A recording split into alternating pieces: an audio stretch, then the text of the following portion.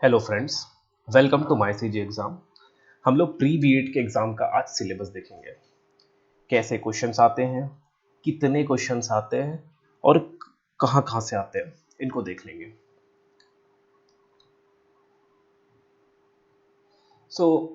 Total इसमें 100 प्रश्न होते हैं, 100 क्वेश्चन,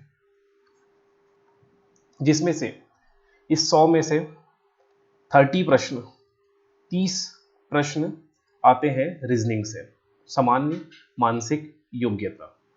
आपने अगर अभी आरआरबी रेलवे की परीक्षा हो रही थी एनटीपीसी, और 1-1.5 साल पहले ग्रुप डी भी हुआ है,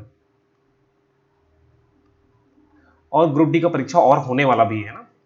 तो आरआरबी एनटीपीसी और ग्रुप डी में आपने रीजनिंग अगर जिन्होंने दिया है वो रीजनिंग को प्रैक्टिस किए होंगे, बस उसी स्टैंडर्ड का प्रश्न आएगा। रीजनिंग, मैथ्स का कोई क्वेश्चन नहीं आएगा, रीजनिंग में आएगा। तो याद रखना, सामान्य मानसिक योग्यता में जो 30 प्रश्न आने वाले हैं वो रीजनिंग के हैं। इसमें रीजनिंग में क्या क्या आ रहा है, सीरीज आ रहा है, सीक्वेंस आ रहा है, मैं दिखा दूंगा। एक दिन मैं रीजनिंग का पूरा डिटेल सिलेबस बता दूंगा।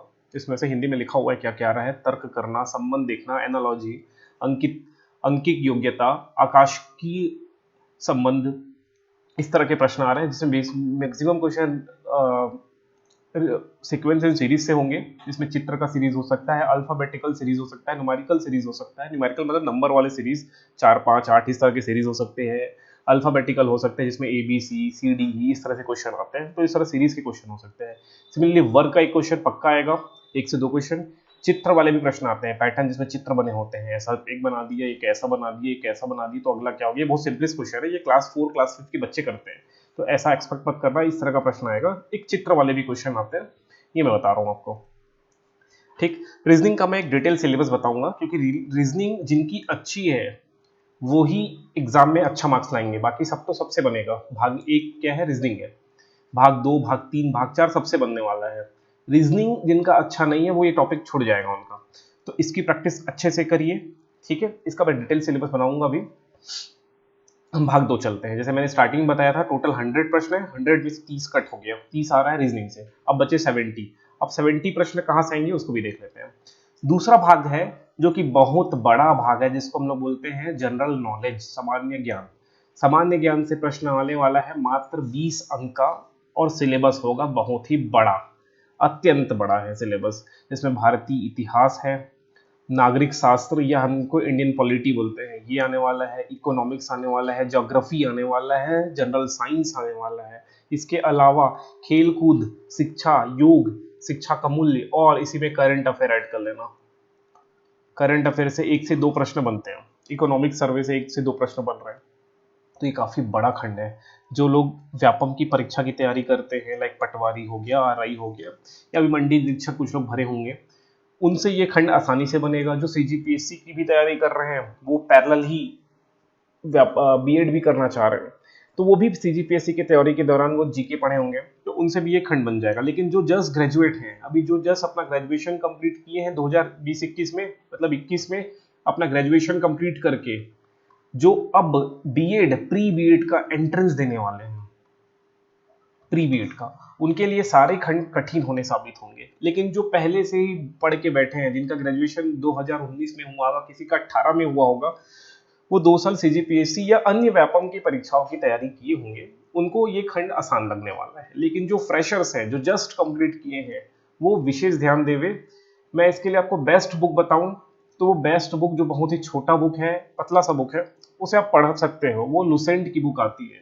लेकिन लुसेंट फ्रेशर्स के लिए दिक्कत होगा। जो फ्रेशर्स है वो लुसेंट में केवल फैक्ट दिए हैं, डायरेक्टली फैक्ट लिखा हुआ है, ना आगे पीछे कुछ नहीं बताया, सीधा बता दिया कि यहाँ पर इस दिन ये हुआ था, अब उसके पीछे क्या भूमिका थी, वो घटना क्यों घटी इतिहास में, ये आपको कुछ नहीं बताएगा, वो सीधा फैक्ट बताएगा। और इस एग्जाम में केवल फैक्ट ही प्रश्न बनेगा, ठीक है। फ्रेशर्स जो है उनको दिक्कत होगी, लेकिन जो पहले से पढ़ रहे हैं वो इस खंड को आसानी से कर पाएंगे। तो जो फ्रेशर्स हैं उनके लिए मेरा सजेशन है,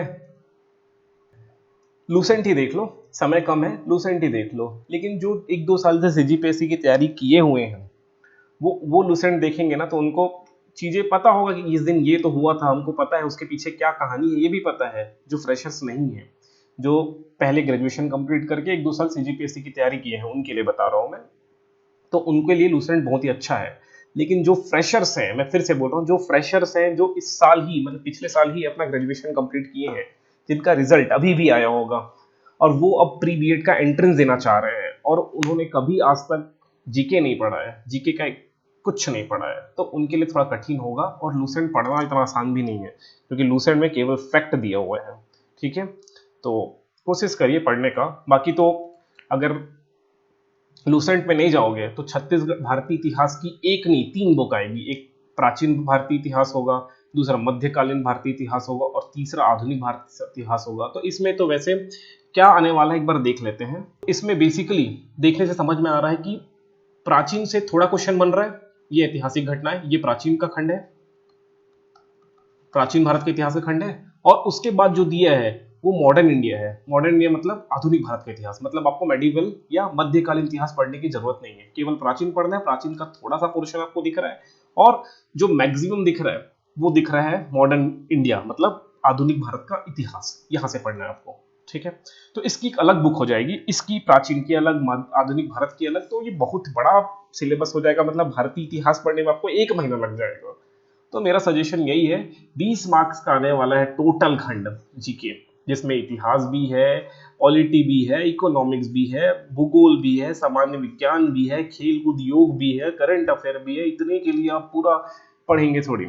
तो जितना फैक्ट लग रहा है, फैक्चुअल लग रहा है, जैसे 1857 की क्रांति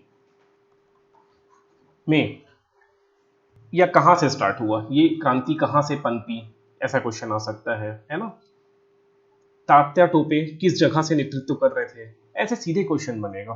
ठीक, भूगोल से भी सीधा बनेगा कि गंगा नदी कहां से उद्गम हुआ है या मंदाकिनी नदी इनका उद्गम कहाँ है। इस तरह का सीधा सीधा प्रश्न बनेगा जो लूसेंट में सीधा दिया हुआ है। चलिए आगे देखते हैं। जहां भी आपको कोई डाउट लग रहा है ना, कमेंट कर लेना, कमेंट करना, मैं आंसर दूंगा। ये टेलीग्राम में भी आप मुझसे प्रश्न पूछ सकते हैं, मैं आंसर देने का प्रयास करूंगा। आगे देखते हैं।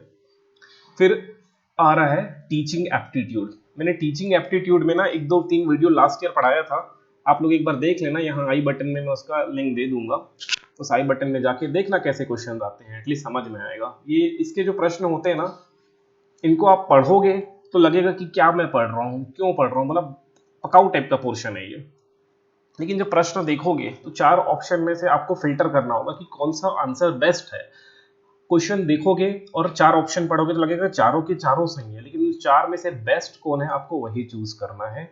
ये बीएड जब आप करने जाओगे ना तो पूरा 2 साल ये शिक्षण किस प्रकार आप बच्चों को पढ़ाओगे, शिक्षा शास्त्र क्या होता है, इन सबको आप डिटेल में पढ़ोगे।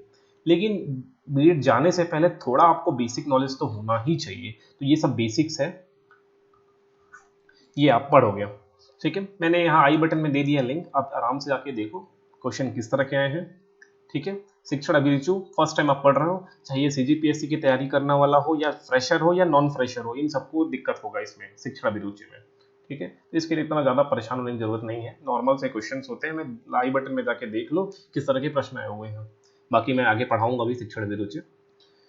फिर आया भाग 4, जिसमें 10 अंक के 10 प्रश्न होंगे हिंदी से।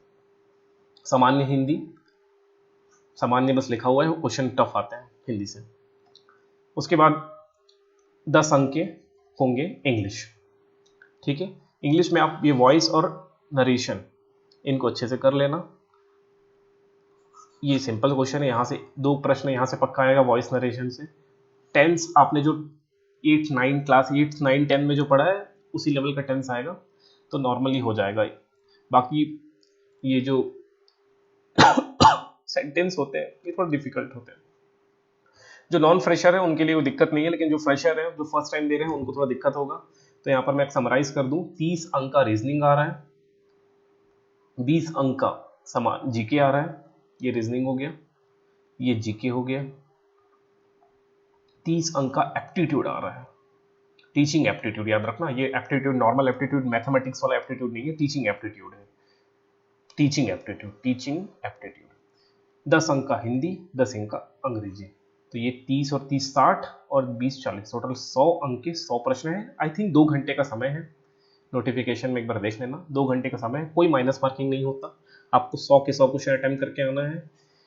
ठीक है, गलत लग रहा है तो भी मार के आना है ऑप्शन, अगर कंफ्यूजन है तो भी एक चूज करके मार लो, क्योंकि माइनस मार्किंग तो होने वाला नहीं है। ठीक है, इस प्रकार का है। अब एक चीज इसमें सबसे इंपॉर्टेंट आप जो दिमाग में रखिए, जो फ्रेशर है उनके लिए पहले बात कर रहा हूँ। जो फ्रेशर है, फ्रेशर लोग आसानी से आप रीजनिंग सीख सकते हो, रीजनिंग की पे प्रैक्टिस करिए। और दूसरा, ये हिंदी इंग्लिश आप लोग कर पाओगे। ठीक है, तो 30 और 20 50 इसको टारगेट करो। जीके छोड़ देना, अगर जीके कभी नहीं पढ़े हो तो नॉर्मल जीके थोड़ा बहुत जान लेना, करंट अफेयर वगैरह, बाकी जीके डीप में मत जाना, जीके बहुत बड़ा होता है, क्योंकि जीके आप 1 डेढ़ महीने में नहीं कर पाओगे। ठीक है, ये फ्रेशर्स के लिए सजेशन है। टीचिंग एप्टीट्यूड में देखो सबको दिक्कत होगा, चाहे वो फ्रेशर है चाहे नॉन फ्रेशर है, टीचिंग एप्टीट्यूड फर्स्ट टाइम पढ़ रहे होगे, ऐसा कोई बंदा नहीं होगा जो टीचिंग एप्टीट्यूड पढ़ के बैठा होगा। जो नॉन फ्रेशर होंगे वो रीजनिंग भी करे होंगे, वो जीके भी पढ़े होंगे, वो हिंदी इंग्लिश भी पढ़े होंगे। ठीक है, लेकिन ये जो टीचिंग एप्टीट्यूड है ये कोई नहीं पढ़ा होगा, चाहे वो फ्रेशर हो चाहे नॉन फ्रेशर हो। अब जो नॉन फ्रेशर है वो रीजनिंग अच्छे से कर लेना, जीके अच्छे से कर लेना, हिंदी इंग्लिश तो आपने किया ही होगा, टीचिंग एप्टीट्यूड तुक्का लगा लेना, लग जाता है तुक्का। ठीक है, मैं एक बार देखो मेरा आई बटन में जाके क्वेश्चन देखो किस तरह के प्रश्न आए हुए हैं, देखो समझ में आएगा। ठीक है, तो ये आपका सिलेबस हो गया। मैं रीजनिंग पे एक डिटेल सिलेबस बताऊंगा, कल बताता हूँ। ठीक है, तो जिनको भी जहाँ भी कंफ्यूजन हो रहा है, जहाँ भी दिक्कत लग रहा है, वो कमेंट कर देना, मैं उनकी मदद कर दूंगा। बाकी प्री बीएड में कितना कट ऑफ गया है प्रीवियस ईयर का, ये अपन देख लेते हैं, 1-2 दिन में मैं उसको बता देता हूँ, कल बता दूंगा। ठीक है, कि कितना कट ऑफ गया है, 100 मार्क्स का पेपर हो रहा है, 100 में कितना कट ऑफ जा रहा है। ठीक, तो जिनको गवर्नमेंट कॉलेज चाहिए, मैं फिर से बोल रहा हूँ, गवर्नमेंट कॉलेज जिनको चाहिए वो थोड़ा सीरियसली पढ़ाई करें। गवर्नमेंट कॉलेज की फीस काफ़ी कम है, साल का 6,000 के आसपास है, ये 7,000 भी हो सकता है। और प्राइवेट कॉलेज का फीस फिर से बता दूं, 35,000 एक साल का फीस है। तो सोच लो 6,000 में बीएड कंप्लीट करना है, मतलब 6,000 प्लस 6,000 12,000, 2 साल का, 2 साल का कोर्स है। और 35 दूनी 70, 70,000 में बीएड कंप्लीट करना है कि 12,000 में करना है, ये देख लो आपको क्या करना है। गवर्नमेंट कॉलेज चाहिए तो अच्छे से पढ़ो। और एक चीज़ और बता दूं, ये बीएड जब सर प्राइवेट में करोगे तो 70,000 तो फीस होती है, 4-5 हज़ार रुपये एग्जामिनेशन वगैरह वगैरह करके ले लेते हैं, और तो आप 70 को 80 मान लो। और गवर्नमेंट कॉलेज में ऐसा कुछ खास नहीं होता, 12,000 13,000, ज़्यादा से ज़्यादा 15,000 होगा। ठीक है, तो जिनको भी गवर्नमेंट कॉलेज चाहिए, ठीक है, सबकी फाइनेंशियल हालत इतनी अच्छी नहीं होती कि वो 80,000 2 साल में इन्वेस्ट करें।